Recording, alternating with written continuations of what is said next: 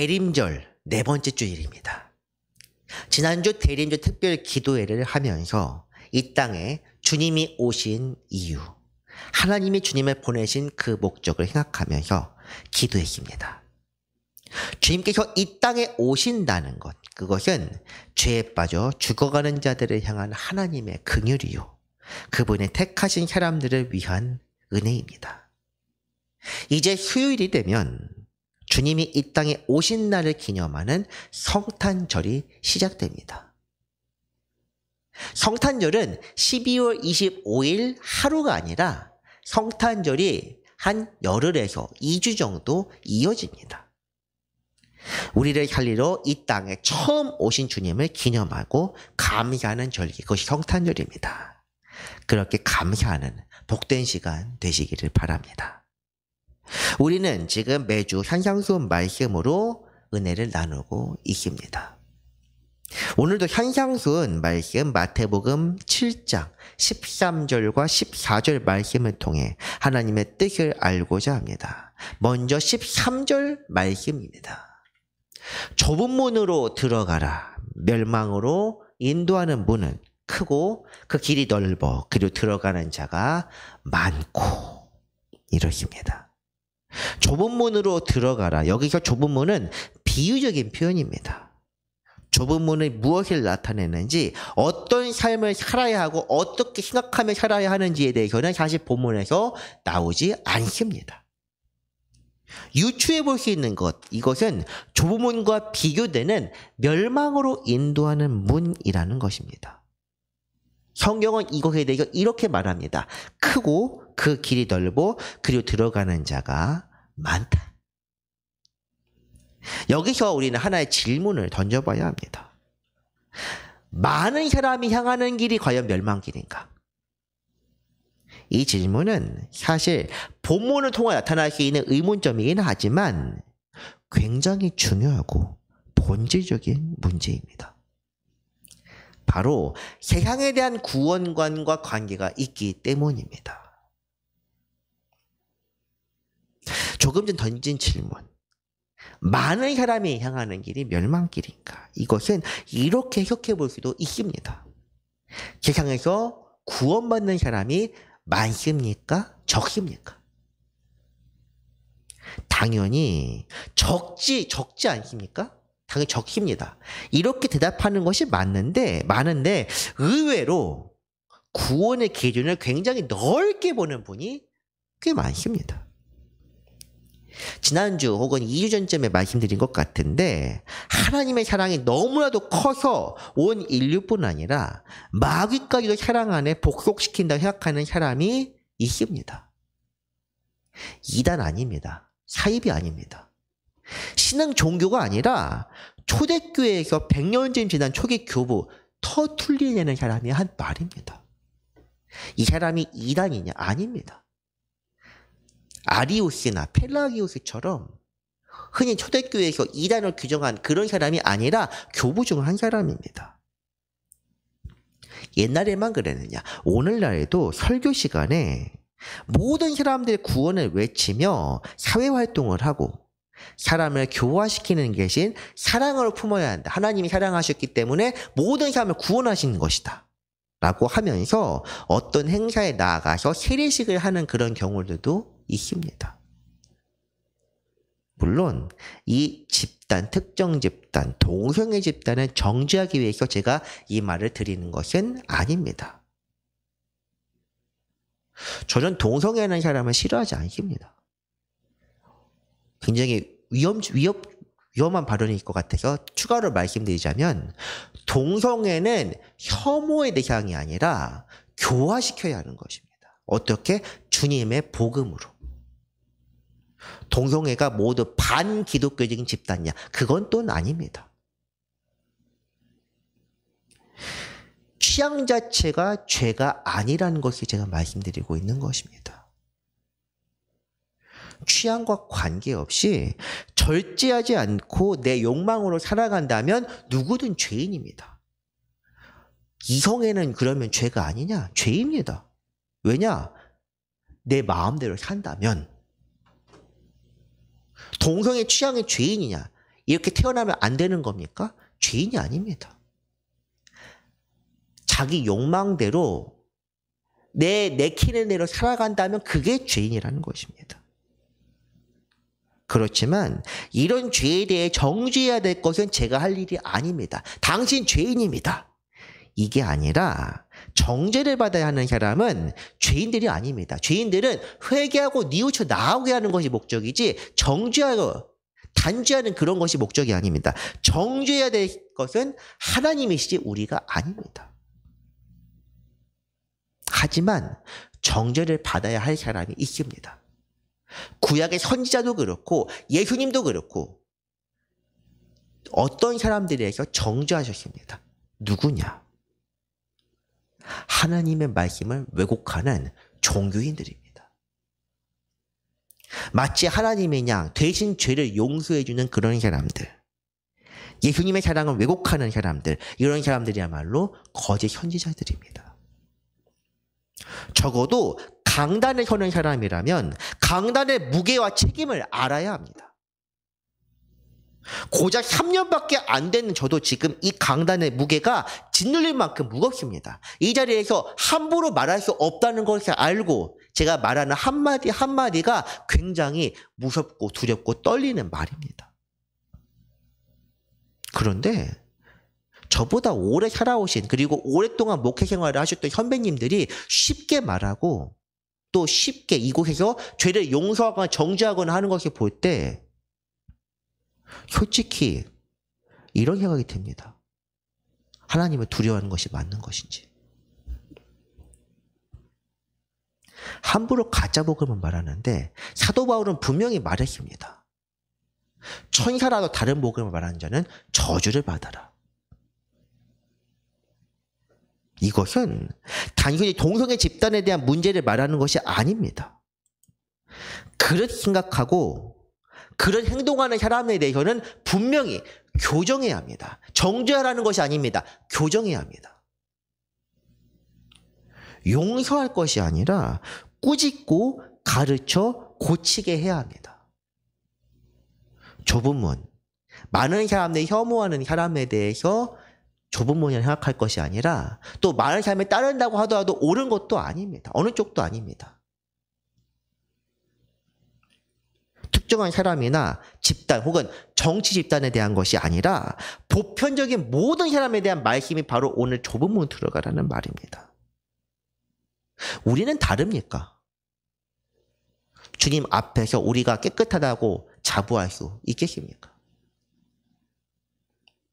하나님의 보좌 앞에 섰을 때 우리도 죄인으로 드러날 수밖에 없습니다. 죄의 경중이 있는데 하나님께서 용서하시는 것입니다. 그 용서의 기준은 무엇이냐? 하나님의 마음입니다. 그렇기 때문에 우리는 어떻게 해야 하느냐? 누군가를 정죄하거나 판단하거나 용서해 주는 것이 아니라 우리 먼저 마음속에 있는 죄를 회개하고 뉘우쳐 새 삶으로 변해야 하고 복음이 가르쳐 깨닫게 하는 것임을 전해야 하는 것입니다. 본문으로 돌아가서 세상에서 구원받을 사람들은 분명히 적습니다. 본문 13절 말씀 다시 보면은 이렇게 말합니다. 멸망으로 인도하는 문은 크고 그 길이 넓다. 크고 길이 넓다는 것은 문턱이 매우 낮다는 것을 뜻합니다. 아무나 들어갈 수 있다. 누구나 갈 수 있고 이 길이 편하고 좋게 여긴다는 것입니다. 이것이 좋사오니 고속도로요, 편한 길이요, 안락한 것입니다. 반대로 생명으로 인도하는 길은 어떻습니까? 단순히 좁고 그것만 끝나는 것이 아닙니다. 14절 말씀입니다. 생명으로 인도하는 문은 좁고 길이 협착하여 찾는 자가 적음이라. 좁고 길이 협착 비좁다는 뜻입니다. 좁으면서 더 좁은 길, 차 한 대도 다닐 수 없는 논두렁 길이나 고랑 정도, 아니 어쩌면 사람이 다니기 어려울 정도로 작은 쥐구멍일 수도 있습니다. 중요한 것은 좁은 게 문제가 아니라 찾는 자가 적다는 본문 말씀입니다. 13절에서 멸망으로 들어가는 문은 들어가는 자가 많다고 했는데 생명의 문은 들어가는 것은 고사하고 찾는 자도 적다 이렇게 말합니다. 그런데 구원받는 사람이 많겠습니까? 거의 없다. 아니 사실 아예 없다 해도 무방합니다. 하나님의 은혜가 아니면 구원은 불가능합니다. 지금 제가 말씀드린 것에 대해서 이렇게 묻는 분들이 있을지 모릅니다. 그것은 구약 율법 시대 아닙니까? 주님께서 오셔서 우리 죄를 다 씻어주셨는데 그러면 이제 구원의 길이 활짝 열려있는 것 아닙니까? 그렇게 생각하실지도 모르겠습니다. 이 말씀, 오늘 본문 말씀도 부활 이전에 말씀하셨기 때문에 주님께서 구약 율법 시대에 맞춰서 말씀하셨을지도 모릅니다. 제 말이 더 이상하지 않습니까? 주님께서는 일관되게 말씀하십니다. 그리고 부활 이전이나 이후나 하나님의 뜻을 가장 잘 아는 분이요 하나님의 뜻을 모든 사람들에게 전파하신 것입니다. 엄밀히 말하자면 주님께서 이 땅에서 하신 일이 무엇이냐 물었을 때 율법의 초기와요 새 언약으로 바꾸신 것입니다. 갱신입니다. 율법 시대는 행위로 완전해야 하는데 이제는 완벽하게 살지는 못해도 갱생의 가능성이 있다면 오케이 해주는 것이 언약의 변동사항입니다. 왜냐? 마음의 중심을 아시기 때문에. 믿음은 바로 그런 것입니다. 내가 죄인임을 깨닫고 회개하는 걸 그치는 것이 아니라 조금이라도 갱생의 가능성을 보여주는 것이 바로 믿음입니다. 변하고 변할 가능성이 보여야 합니다. 실제로 죄에 대한 판결도 비슷하지 않습니까? 악용하는 사람들이 많아서 문제가 되긴 하지만 반성하려는 태도를 보여주면 판결이 조금 완화됩니다. 하나님도 자비로우신 분이라 반성하는 태도를 보여주면 실제로 조금이라도 변한다면 용서해 주십니다. 이것은 성경적입니다. 구원이 완벽해야 들어가는 것도 아니요. 또 아무나 들어가는 것도 아닙니다. 물론 하나님 앞에서는 회개하는 척을 해도 소용이 없습니다. 마음의 중심을 아시기 때문입니다. 구원에 대한 오늘 본문과 연관되어 있는 좋은 이야기가 있습니다. 예수님께서 십자가를 지시기 위해 예루살렘을 향하시던 때에 한 청년이 지나가는 게 찾아와서 묻습니다. 제가 어떻게 해야 영생을 받겠습니까? 굉장히 바람직한 질문입니다. 오늘 우리도 사실 이렇게 질문해야 됩니다. 우리가 구원을 받기 위해서, 영생을 얻기 위해서 무엇을 해야 할까? 그렇게 묻는 사람이 없어서 문제입니다. 이미 우리는 구원을 받은 사람이고 이제 얼마나 더 상을 받고 누가 더 높은 자리를 차지할 것인지 마치 제자들이 예루살렘으로 올라가는 길에 서로 다퉜던 것처럼 우리는 그렇게 생각하고 있는데 이 지금 청년은 제자들보다 훨씬 낫습니다. 주님께서 말씀하십니다. 계명을 지켜라. 청년이 다시 묻습니다. 저는 지금 이렇게 살고 있습니다. 이미 살고 있는 것 같은데 혹시 더 부족한 것이 있습니까? 굉장히 겸손합니다. 계명도 지켜라. 잘 지키니까 괜찮겠다. 이런 것 아닙니다. 이제 난 구원을 받았구나 이미. 그러면 상급만 노리면 되겠다. 이것이 아니라 혹시 더 부족한 것이 있을까 묻습니다. 물론 제가 이미 율법을 잘 지키고 있습니다. 굉장히 당당한데 하나님 보시기에 이렇게 완전하다 이야기하는 사람들 구약에서도 다윗 정도밖에 없습니다. 교만이 겸손인지 좀 헷갈립니다.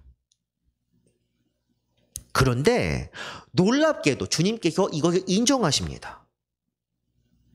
어떻게 인정하시냐? 이 사람을 사랑스럽게 여겼다.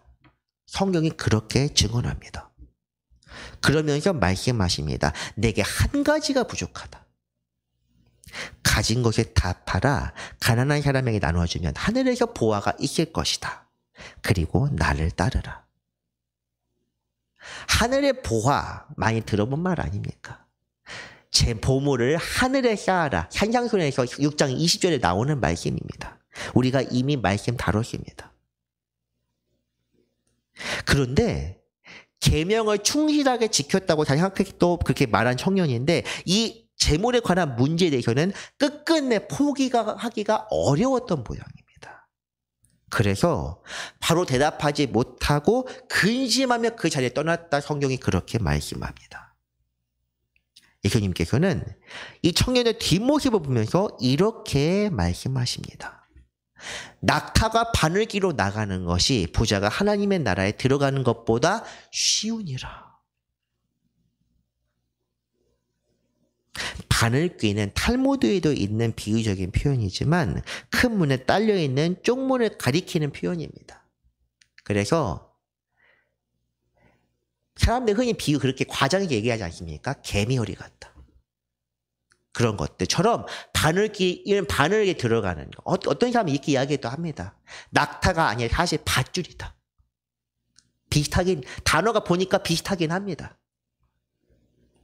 아니 어쨌든 중요한 것이 그게 아니라 낙타가 작은 물에 들어가는 것도 쉬운 일이 아니고 밧줄을 바늘기에 넣는 것도 쉬운 일이 아니며 낙타가 바늘기에 들어가는 것은 더 어렵습니다. 자기 짐을 다 놓고 무릎을 꿇고 기릿이 들어가야 한다. 제가 이전에 말씀드린 것처럼 쥐구멍 같은 것. 좁은 문이 아니라 사실 쥐구멍 같은 것일 수도 있습니다. 온몸을 흘게 완전히 뒹굴어 가면서 간신히 포복해서 들어가야 하는 그런 것일 수도 있다는 말입니다. 자기 짐을 다 놓고 무릎을 꿇고 완전히 이것이야말로 내려놓는다? 아닙니다. 버리고. 문 안에 들어가면은 이 내려놓은 것들은 이미 소용이 없습니다. 거기에 다시 주워들기 위해서는 문 다시 밖으로 나와야 됩니다. 그것은 구원이 아닙니다. 바늘기 비유라는 것은 그만큼 사람이 자기 소유의 넉넉함을 따를 것이 아니라 하나님만을 믿고 따라야 한다는 것을 나타내는 말입니다. 제자들이 매우 놀라 서로 말하되 그런즉 누가 구원을 얻을 수 있는가 하니 예수께서 그들을 보시며 이르시되 사람으로는 할 수 없으되 하나님으로는 그렇지 아니하니 하나님으로서는 다 하실 수 있느니라. 아멘. 이 말씀에 아멘을 해야 합니다. 제가 조금 전 말씀드린 그대로입니다. 누가 구원을 얻을 수 있겠습니까? 못해. 27절 앞부분 말씀을 요약하면 이것입니다. 못해. 그런데 하나님은 할 수 있어. 구원은 사람이 계산하거나 예상할 수 있는 것이 아니라 하나님의 영역이라. 이 말씀은 성경적인 말씀입니다. 누가 구원 아무나 받을 수 있다고 합니까? 바울도 그랬습니다. 남들 구원하고 나 못 받을까 걱정한다.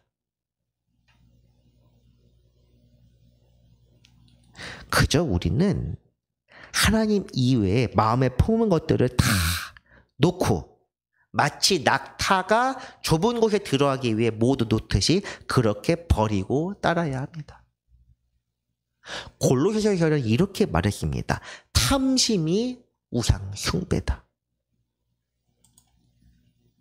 우리가 생각해야 될 것 사실 반십니다. 부자가 천국에 들어가는 게 어렵다는 이유는 무엇인지 정말로 돈이 많은 타워팰리스나 용산 한남동 사는 사람들이 못 들어간다는 그런 의미가 아니라는 것을 우리는 알아야 합니다. 좁은 문의 이야기와 부자 청년의 이야기, 이 모든 것들이 사실 마태복음 6장 말씀에 이어지는 내용이 있습니다. 한 사람이 두 주인을 섬기지 못할 것이니 혹 이를 미워하고 저를 사랑하거나 혹 이를 중히 여기고 저를 경히 여김이라. 너희가 하나님과 재물을 겸하여 섬기지 못하느니라. 아멘. 제가 이제 설교 영상을 편집할 때 보통은 연관되어 있는 영상 하면은 전주 영상을 올리는데 이번 주 설교 영상 편집할 때는 이 부분에 나와 있는 말씀을 제가 올리도록 하겠습니다. 이것이 중요합니다. 이게 핵심입니다. 하나님과 재물을 겸하여 섬기지 못한다. 지난주 계속 나왔던 이야기입니다. 친척과 재물과 명예와 생명을 다 빼앗긴데도 그것들이 무엇입니까? 내 우상입니다. 내가 하나님보다 이것들 더 사랑하는 순간 그것이 우상이고 재물만 이야기하는 것이 아닙니다. 계속 나옵니다. 성경에서 꾸준히 계속 관통하듯이 이야기하는 것이 무엇이냐? 하나님만 섬기고 그 외의 것들은 다 버려라. 이 불편한 말씀, 지금 내가 가지고 있는 이거는 그럼 괜찮지 않냐? 이거 우리가 필요한 건데 지금 그 얘기하는 것들이 바로 우상이라는 것입니다.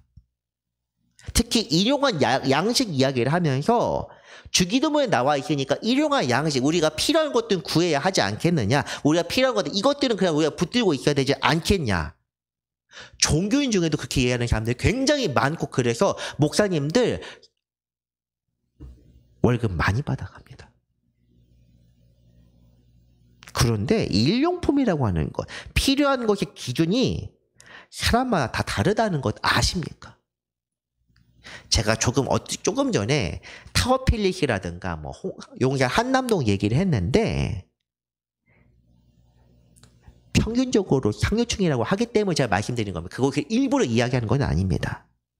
상류층의 기준에서 일용품이 가난한 계층의 월 필요한 금액보다 많을 수도 있습니다. 저는 지금 이 말이 공평한 소득과 분배를 주장하는 공산주의를 말하고 싶은 것은 아닙니다. 말의 핵심은 일용품으로 말하는 것들의 대부분이 자기 욕심이라는 사실입니다. 주님이 다 버리기를 원한다면 버려야 합니다. 더 불편한 말씀을 드리자면, 주님, 이건 제가 필요한 겁니다. 이건 아니지요. 여러분의 생각에 지금 떠오르는 그것이 여러분이 버려야 할 우상입니다. 이 말씀이 불편하게 느껴지길 바랍니다. 불편하게 여기시라고 일부러 이렇게 말씀드리는 것입니다. 오늘 본문으로 돌아가서 14절 말씀을 다시 보면, 생명으로 들어가는 문은 좁고 길이 매우 비좁아서 찾는 사람이 거의 없다, 이렇게 이해할 수 있습니다. 어렵고 힘들어서 수고와 고생을 많이 해야만 들어갈 수 있는 것이 바로 생명이요 구원입니다. 그런데 솔직히 한국 교회가 말하는 구원은 앞서 특정한 집단과 용서하는 사람들이 아니라고 하더라도 그 구원 자체가 너무나도 쉽습니다. 세례교육. 세례가 무엇입니까? 세례라는 것은 죄를 씻는 의식입니다. 그런데 세례교육 보면은 참 보잘것없습니다. 1, 2주 심지어 참석하지 않고도 세례받고 이제부터 여러분 구원을 받았습니다. 문답에 예만 하면 끝납니다. 자기 그 문답의 의미도 이해하지 못하고 그 문답에 대해서 세례식 때 처음 듣습니다. 미리 준비도 안 합니다. 예수 그리스도를 구주로 영접하십니까? 예.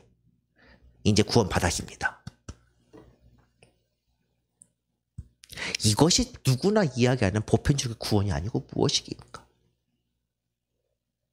사실 믿기만 하면, 그냥 믿는 것도 아닙니다. 교회 출석해서 예배를 드리는 순간 구원을 받습니다. 적당히 신앙생활, 어쩌다 1년에 한 번씩 교회에 오기만 해도 구원을 받는다고 이야기합니다.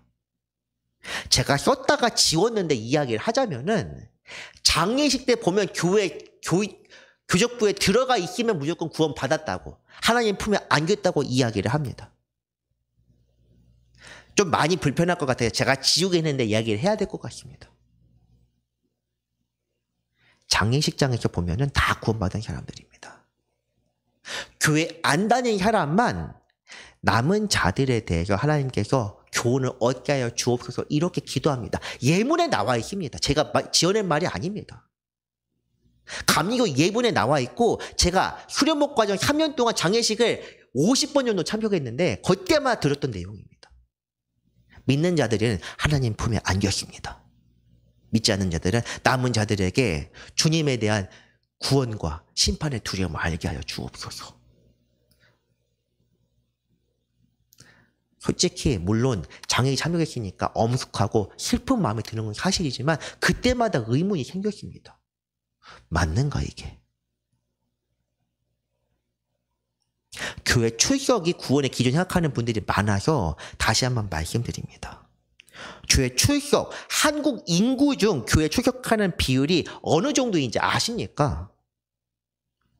2023년 기준으로 통계에서 개신교인 비중이 전체 17%입니다.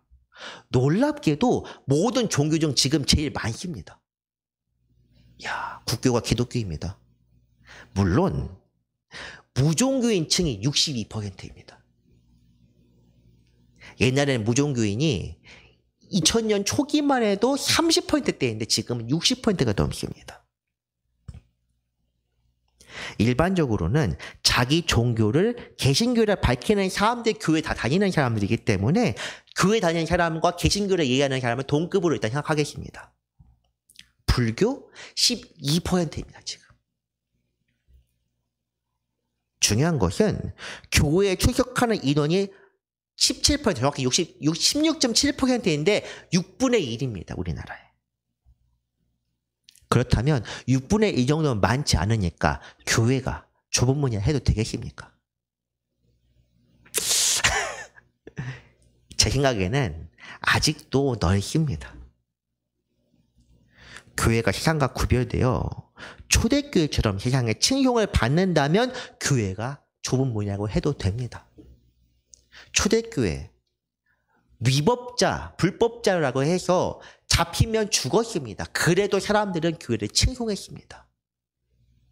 그런데 요즘 세상을 보면 기독교인이나 비기독교인이나 생활 양식의 사고방식 큰 차이가 없고 어떤 의미에서는 비기독교인들이 개신교라고 교회 다닌다는 사람들보다도 더 올바르게 사는 것처럼 보일 때도 있습니다.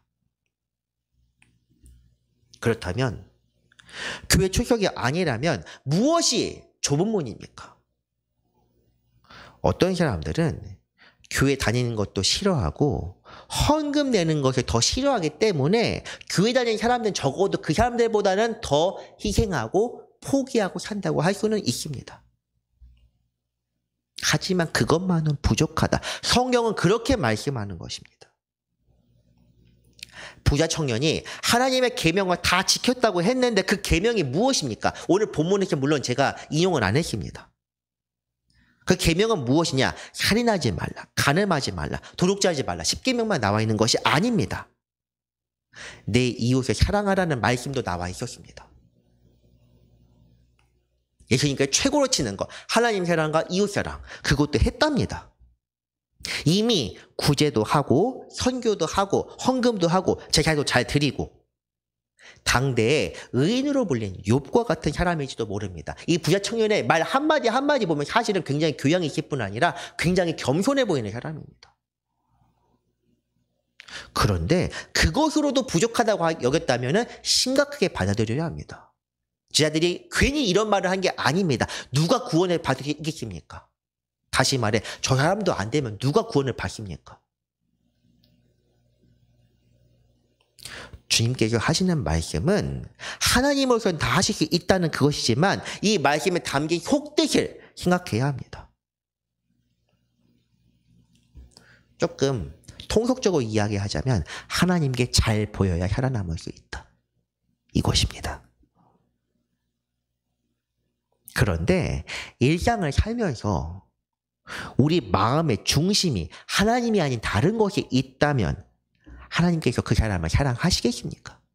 물론 보편적인 사랑을 보여주시긴 하지만 다 포기하고 하나님께 올인하는 사람들을 보다 사랑하시겠습니까? 그런 사람을 주께서 기뻐하시겠습니까? 주님은 구원에 있어서만큼은 양보가 없는 분입니다.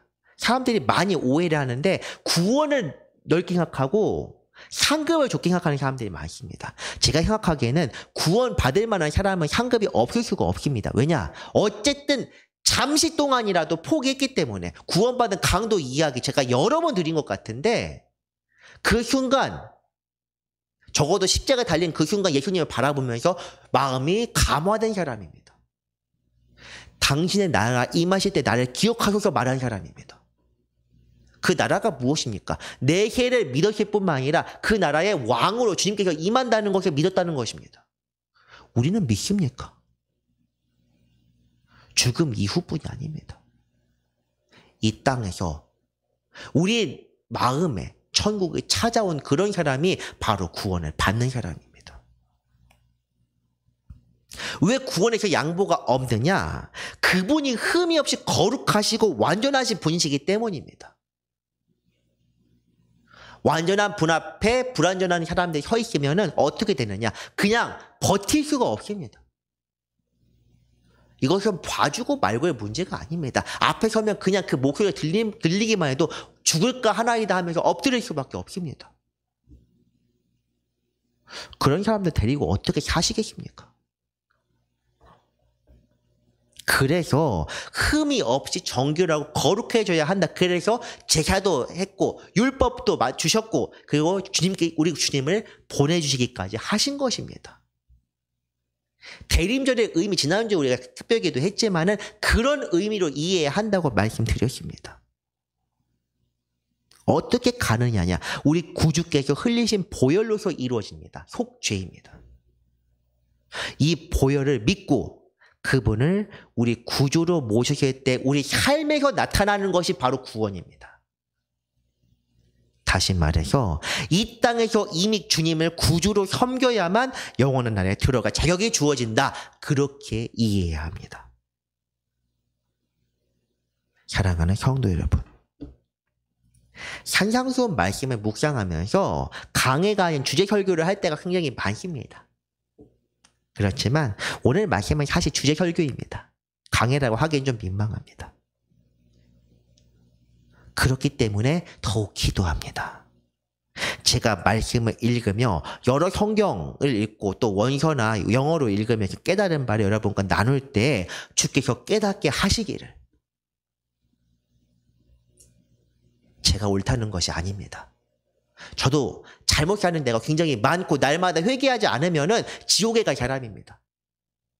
제가 남들 보기도 부끄러운 범법을 했다는 것이 아니라 주님께 회개하지 않으면 누구나 똑같다는 이야기를 말씀을 드리는 것입니다.